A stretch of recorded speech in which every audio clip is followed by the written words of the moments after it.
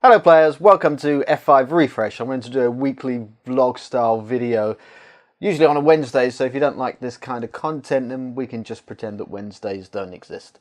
Most of these videos are just going to be me in this server room talking about something that's happened to me that week, and I'll finish it by going over some comments that we got from some other videos. So this week I had a couple of bits of hardware die, so we'll talk about the customer service that I got from both Amazon and Intel. We'll start with Amazon. First of all, my Samsung 850 EVO SSD finally kicked the bucket. I say finally, I'd only had it a year. I think January 2015 is when I purchased it. All the data was okay, it was all backed up, but it's just a bit inconvenient having to return something. So I log on to the Amazon order form, or the page where you check your past history, and after a certain amount of time has passed, they don't let you send anything back anymore. Not at least via their online form. So I load up Amazon live chat, gave them all the details about the order, the issues I've been having, that kind of thing, SSD's dead, whatever. And within 10 minutes of talking to the Amazon rep, he had arranged a courier to come and collect it next day and promised a full refund. So that was a result. It's important to note, to make it more complicated, that I had actually purchased the hard drive from a seller, not directly from Amazon, although it was fulfilled by Amazon. So he couldn't give me a replacement device. He said he could just issue a refund, and that was fine. And true to their word, the courier came and collected it the next day. And what was even more surprising is that evening I got an email from Amazon to say that my refund had been issued. So that was incredibly fast. So overall, I'm pretty impressed with Amazon's return. They get a solid, say, 9 out of 10. The only way they could have really improved it was to be able to swap the drive on the doorstep or collect it by drone. That would have been sweet. And now over to Intel. My i5 4670K, which I use in this server right here, just died. I had it about 3 years, so I go over to Intel's website and it looks like I have to start what is called a service request. I've had to do this with other companies before when returning stuff, and past experience has taught me that this is a long process which is not going to end well. But after sending my initial service request, I had a reply in about an hour asking me to try various diagnostic things, most of which I'd already tried.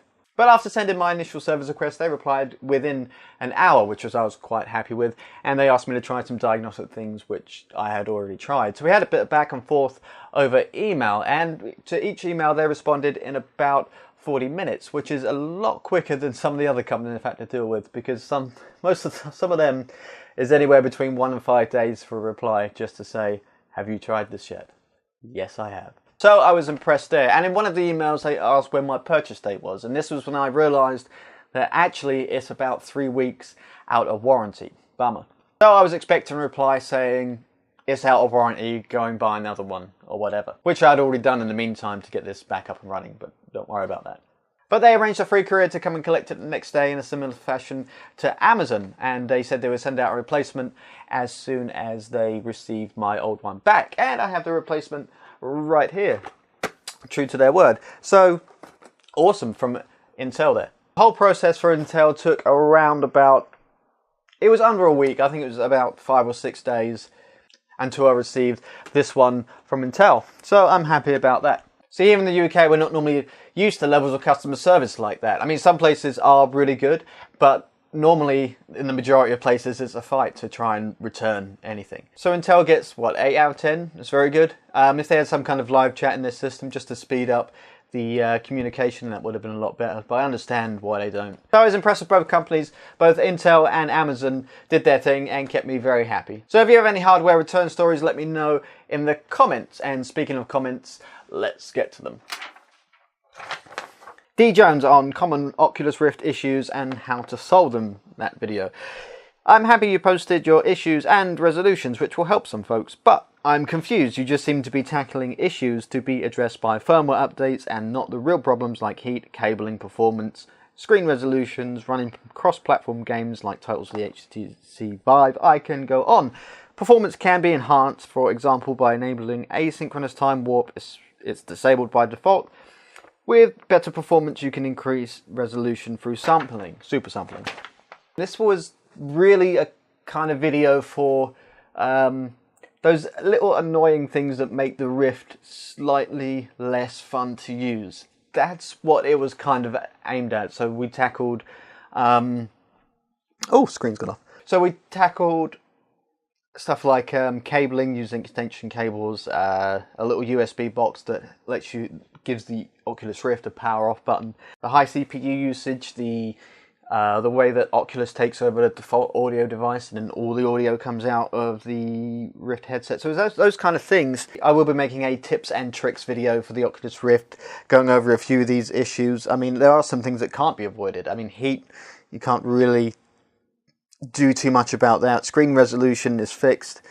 Cross-platform games, yeah, we could show people how to do that. Increasing performance in VR, yeah, we can. What I'm going to do is make a couple of new VR videos. These are going to be upcoming. We are going to do tips and tricks for the Oculus Rift, so that'll be how to squeeze the most performance out of the device. Perhaps a better cabling solution than the one in the previous video, and just go through things that will make VR a more overall enjoyable experience. I'll also do another video which will be common Oculus Rift problems that cannot be fixed, in which case we'll go over the screen resolution, the heat, things of that kind of nature, which will all probably be fixed in the second version of Oculus whenever that's out, whenever. Thanks for your comment, D Jones, and the inspiration for 2 more Oculus Rift videos, which will hopefully be up soonish.